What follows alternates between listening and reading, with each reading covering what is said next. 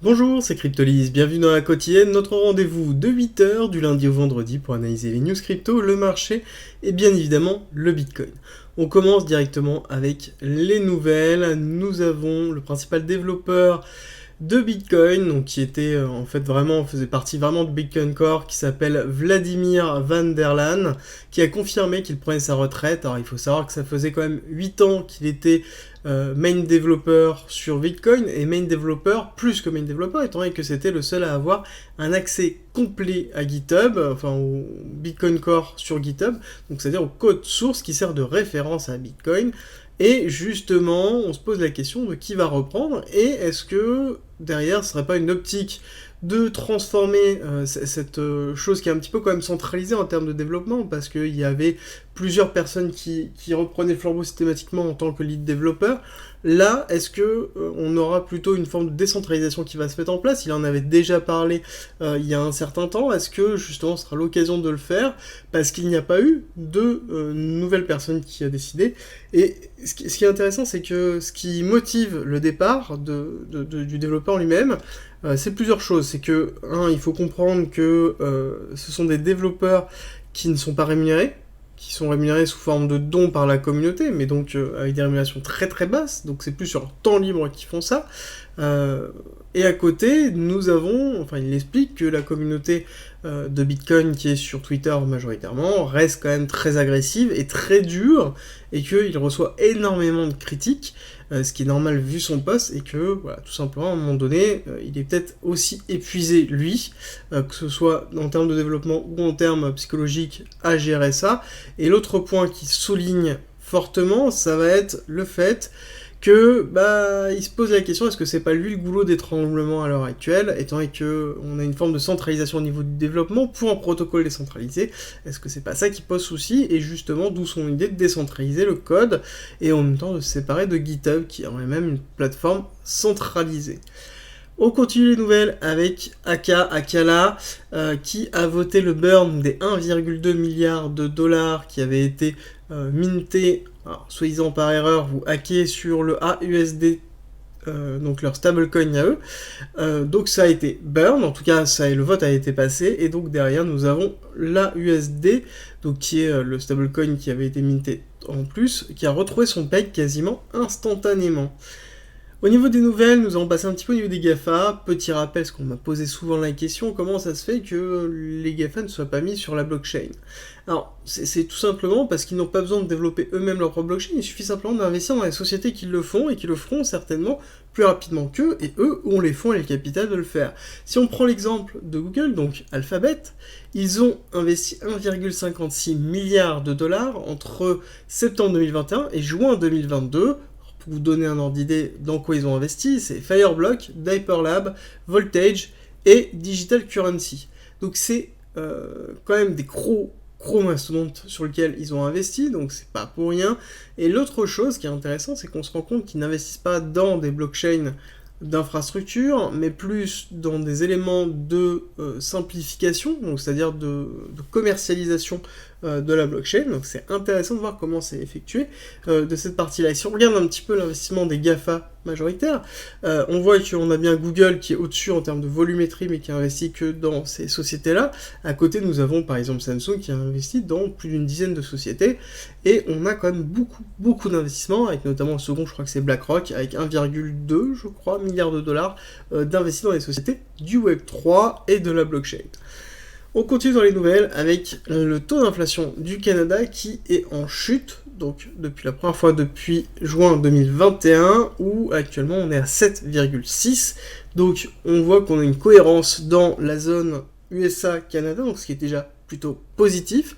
On n'oublie pas que nous avons à 20h le FOMC qui se passe, donc pareil, Powell, très important de suivre ce qu'il va dire et la réaction qu'il va avoir suite à l'annonce qui avait été faite de l'amélioration du taux de l'inflation sur les USA. On n'oublie pas que pour engranger une partie basse, il ne faut pas un taux qui diminue, mais il en faut deux, donc il faut 2 mois consécutifs de chute pour se dire que potentiellement nous sommes dans une phase de décroissance de l'inflation. On n'oublie pas que précédemment nous avions déjà fait une chute très légère et sur lequel nous avons mangé voilà, une très grosse accélération le mois suivant, donc on pourrait avoir cette schématique-là avec le mois d'août, donc il faut impérativement le garder en tête. À côté, nous avons justement le président Biden qui avait signé donc les 430 milliards de dollars pour l'Inflation Rate Reduction Act, et il l'a transformé en loi, donc il est en train d'accélérer la situation à la mise en place. On n'oublie pas qu'il y a une situation très particulière aux USA avec les midterms qui arrivent, très très important pour justement le mandat de Biden qui vise une réélection en 2024. Donc forcément l'impact sur l'inflation va être essentiel et ça va être limite la campagne jusqu'à je pense 2024, sa potentielle réélection ou non, à savoir que nous avons en face certainement soit Trump, soit un Trumpiste. Donc là-dessus, on va avoir un combat acharné en 2024 et ils sont déjà en train de mettre en place tout ce qu'il y a à faire pour pouvoir préparer cette élection.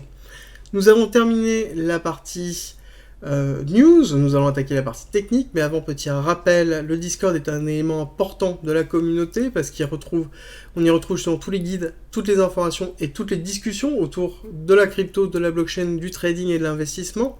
Et pour ceux qui sont sur YouTube, je vous ai fait une vidéo à la fin de cette vidéo sur laquelle il y a une petite présentation, donc n'hésitez pas à la regarder, et en commentaire et en lien épinglé, vous avez tout pour y accéder, ainsi que tous mes réseaux sociaux, Twitter et Telegram, n'hésitez pas à nous rejoindre, c'est avec plaisir qu'on vous accueille.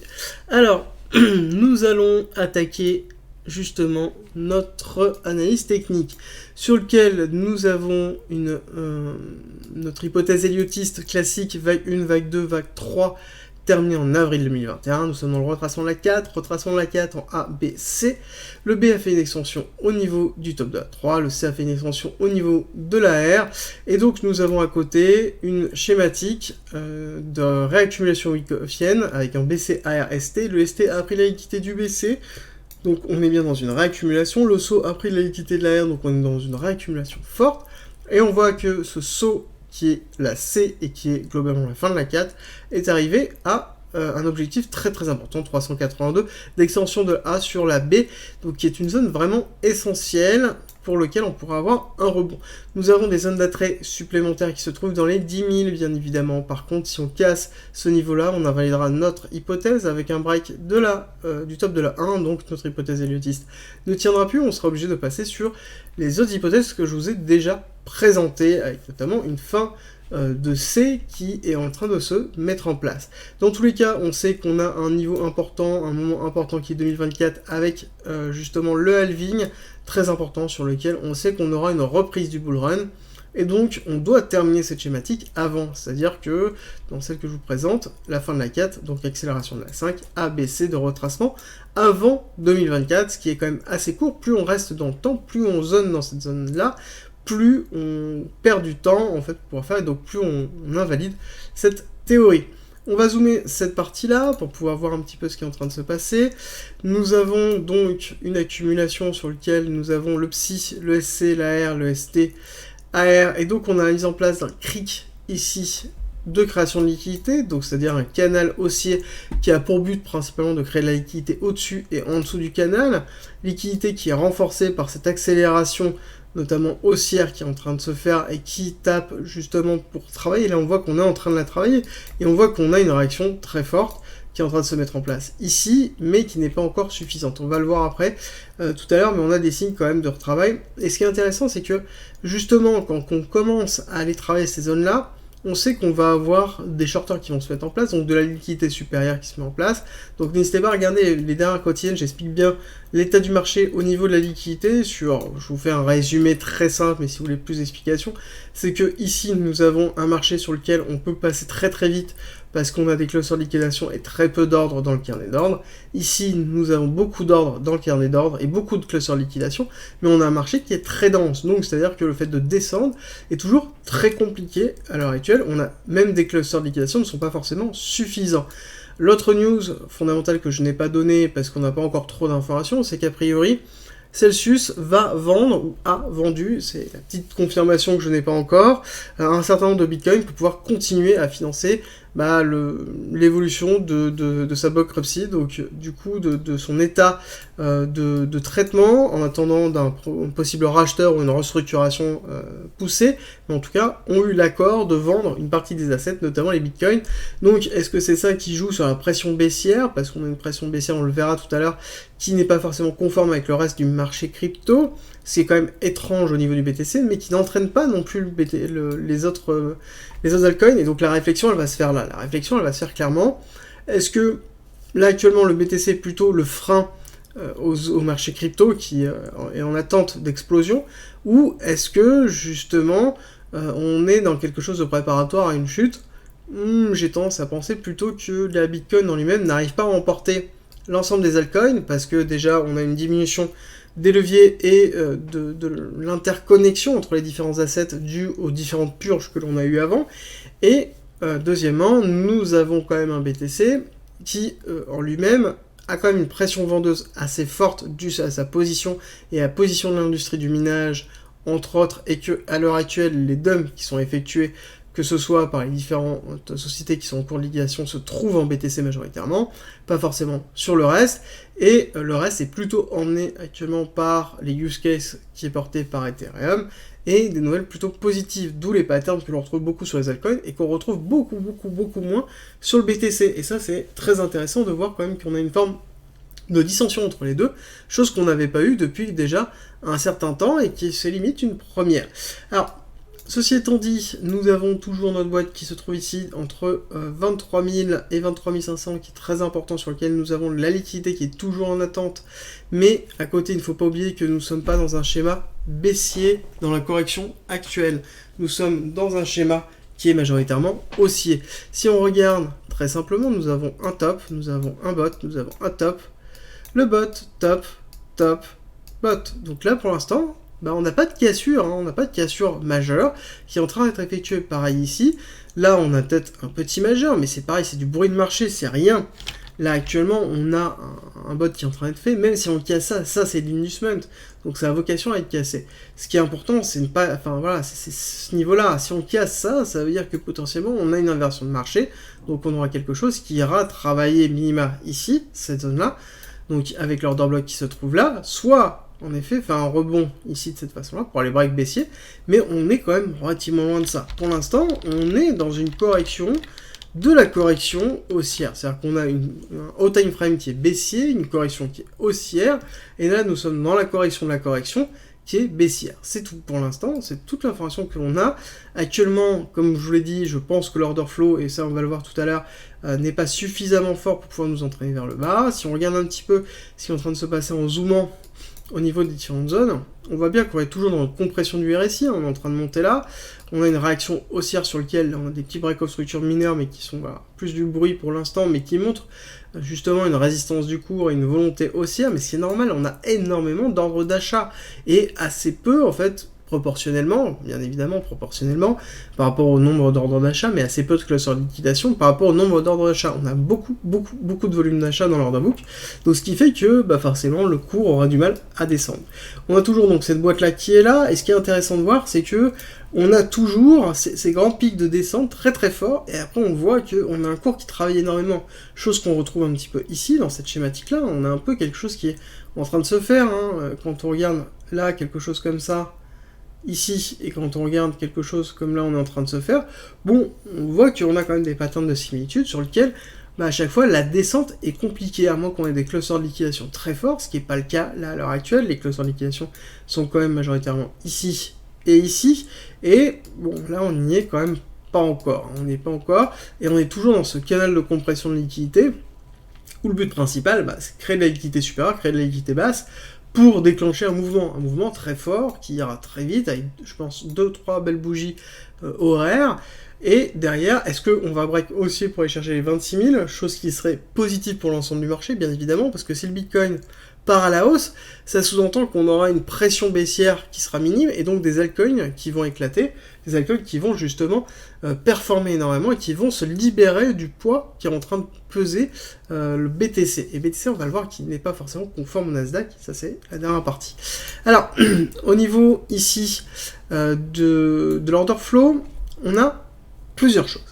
Premièrement, là je vous ai mis en 1 heure, contrairement à d'habitude, et j'ai reculé un petit peu pour vous donner en fait une pattern pour voir plusieurs choses. Premièrement, c'est que si on regarde un petit peu là où on en est au niveau des niveaux, nous sommes plus ou moins dans ce niveau-là, hein, d'accord? Donc premier niveau ici, ça conforme quoi? Ça conforte quoi? Ça conforte le fait que potentiellement nous allons avoir une réaction haussière. Hein. Parce que là, si on regarde bien, nous avons ici une partie basse réaccélération haussière. Nous avons justement les top traders qui sont positionnés de cette façon-là sur le même niveau. Nous avons une réaccélération des long shorts qui sont en train de se faire. Donc on a plus de longues. Et là, qu'est-ce qui se passe? Pareil ici, nous avons la même schématique, beaucoup de longues, un niveau bas au niveau des top traders, donc une prise de profit qui est effectuée pour repartir à la hausse. Et là, qu'est-ce que l'on voit? On voit la même chose. On voit qu'on est dans une zone basse et on voit qu'on a une augmentation des comptes actuellement. Donc, ça voudrait dire que là, on serait sur une partie d'accélération avec un nouvel ATH qui est en train de se faire. Mais on voit bien qu'on a quand même une pression baissière quand on regarde en fait les mouvements avec beaucoup d'amplitude et beaucoup de volume qui sont faits précédemment. Là, on voit bien qu'on est sur quelque chose qui est très travaillé, sur lequel on a beaucoup de pression vendeuse qui est en train de se faire, et en tout cas un travail de la pression vendeuse qui est en train de se faire, et des prises de profit qui sont en cours. Hein. Mais je pense que ce n'est pas terminé, on va avoir encore une réaccélération haussière. Là, c'est un petit peu ce que Lord of Flow est en train de me dire. On a bien baissé aussi, pareil, dans cette zone-là, on voit qu'on est bien dans les niveaux leverage pour une réaccélération pour dépasser les 120 000. Bon, on est encore beaucoup trop en termes de leverage. Mais, bon, ça, je pense que malheureusement, on va rester dans des niveaux aussi élevés pendant quand même un certain temps. Et ça, c'est important. Et contrairement à ce que beaucoup de personnes pensent que tout le monde pense qu'on va repartir et que c'est bon. Mais il faut comprendre aussi qu'il y a beaucoup de personnes qui pensent que ça va redescendre, c'est pour ça qu'il y a beaucoup d'ordres d'achat qui sont positionnés. Et du coup, le cours fait toujours l'inverse de ce que les gens pensent, et la question de savoir, c'est vers où, en fait, les gens pensent réellement. Est-ce que vous avez des ordres d'achat? Est-ce que, d'ordre général, vous pensez que c'est déjà parti à la hausse et que vous avez coupé tous vos ordres d'achat? Et quelle est la majorité des personnes pensent au niveau de la mise en place du BTC? Est-ce qu'on va partir à la hausse ou à la baisse? Je pense sincèrement qu'on est, on est quand même majoritairement sur une baisse. Les gens pensent majoritairement qu'on va rebaisser avec des ordres d'achat, mais ça se joue. On n'est pas loin de 50-50, donc pour moi on est dans une forme d'indéterminisme, ce qui pourrait expliquer ce type de pattern ici. Alors, petit point sur Ichimoku, pareil on a bien rebondi, on va réattaquer je pense une nouvelle zone, nouveau retest au niveau du Kumo, bon, qui est classique. Là on est vraiment dans une forme d'incertitude. Là-dessus, on n'est pas encore, pour moi, alors, du coup, ça dépend des écoles où vous êtes, mais si vous êtes plus de l'école de Karen, à ce moment-là, la notion de ranging, vous y croyez moins, à moins qu'il y ait 2 splits, là c'est pas le cas. Donc on est plus dans une notion de résistance, donc avec une cassure de une reprise haussière. Il faudrait qu'on ait une réinversion de tendance avec un break notamment, par exemple, de cette zone-là, des 22 200, donc qui correspondra avec un break-off structure ici de ce bot-là que je vous ai présenté tout à l'heure, pour avoir une inversion du cours. Bon, on est encore dans une zone d'incertitude, on le voit bien ici, on est en train de retravailler le cours. On va patienter, et Shimoku, c'est ce qu'il est en train de nous expliquer, il faut patienter. Alors, petit point Nasdaq, pareil, on est en train de travailler la zone 618, 13 600, je vous l'avais dit, très important cette zone-là, soit on arrive à la break, et à ce moment on est parti pour la prochaine liquidité, et le 786 à 14 400, voire 14 500, mais on n'y est pas encore, là il faudrait vraiment une ou deux grosses sessions pour repartir, à savoir que ce soir, 20h, on a des nouvelles fondamentales sur notamment le Nasdaq, avec une prise de parole de Powell qui va donner le ton et qui pourrait justement jouer soit sur un breakout, mais dans tous les cas ça va apporter de la volatilité, à voir comment ça va se passer. La courbe orange, je vous l'ai mise parce que c'est important, c'est le BTC face au Nasdaq, pour bien comprendre l'impact que ça a.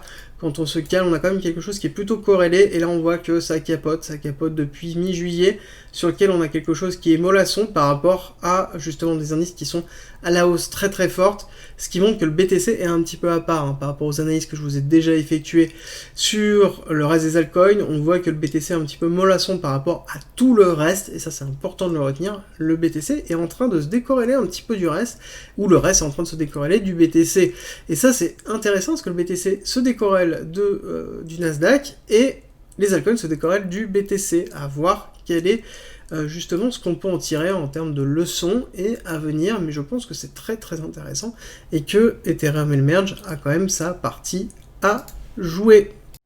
Rejoins le Discord, c'est un lieu unique qui réunit toutes les informations sur l'investissement, le trading, la crypto-monnaie et la blockchain. Tu y trouveras notamment toutes nos annonces, une bibliothèque remplie d'informations mises à disposition gratuitement pour tout comprendre, des salons de discussion pour pouvoir progresser ensemble sur la crypto-monnaie, la blockchain, le minage, la fiscalité, la DeFi bien évidemment, et ensuite l'analyse technique avec la partie débutant, expert, sur les indices, sur même le trading en général.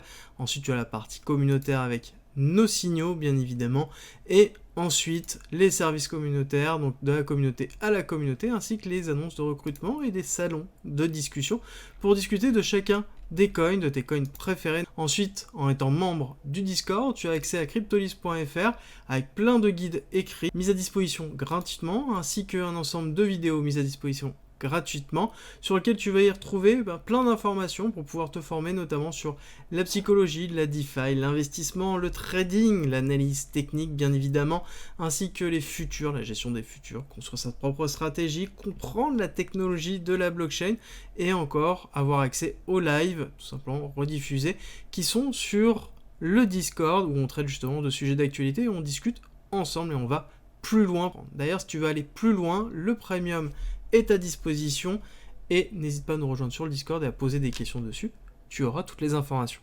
Si tu aimes mon contenu, like, partage et abonne-toi, ça m'aide énormément.